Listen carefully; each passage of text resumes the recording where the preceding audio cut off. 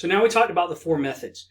Now let's talk about the effects of those four methods on financial statements, because the company's really going to choose, they're really going to focus on one.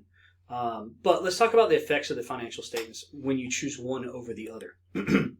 So in an inflationary period, which is typical, when prices typically go up, and that's the example that we were doing in the videos prior to, is all the costs go up. So that's an inflationary period. So a specific identification, what that does is a specific identification will always yield the results that are dependent on which units are sold. It is the most accurate one. So there is no assumption. It's not going to change. Specific identification is exactly what it is. It's specific. It's accurate. However, first in, first out, this assigns the lowest amount of COGS, resulting in the highest gross profit and the highest net income. Okay?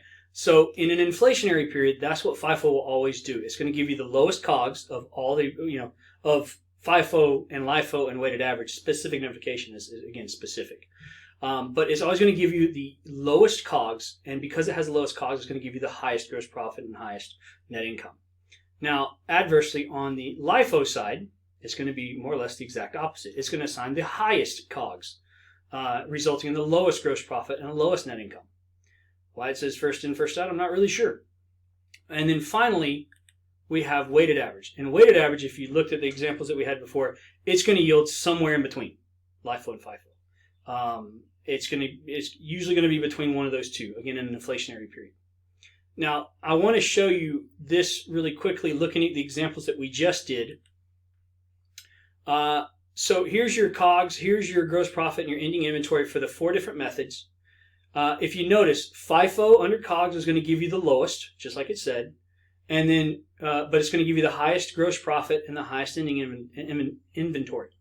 LIFO is going to give you the highest gross profit, and it's going to give you the lowest gross profit, LIFO is going to give you the highest COGS, the lowest gross profit, and the lowest ending inventory, and then weighted average is in the middle of both of those.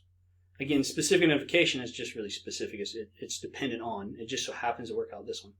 But that's really the important part here, is when you're choosing this as one of the areas that you're looking at, why you would choose one over the other. Adversely, on the deflationary period, the deflationary side, specific identification, that's why I just call it SI. SI is going to give you the same thing as the inflationary period because, again, it's very specific. FIFO is going to be the exact opposite. It's going to be assigning the highest COGS with the lowest gross profit and lowest net income. LIFO is, again, going to give you the exact opposite. It's going to give you the lowest amount of COGS, resulting in the highest gross profit and net income. Again, why first in, first out still there, I'm not sure. And then weighted average is still going to be in the same. It's still going to be in the middle.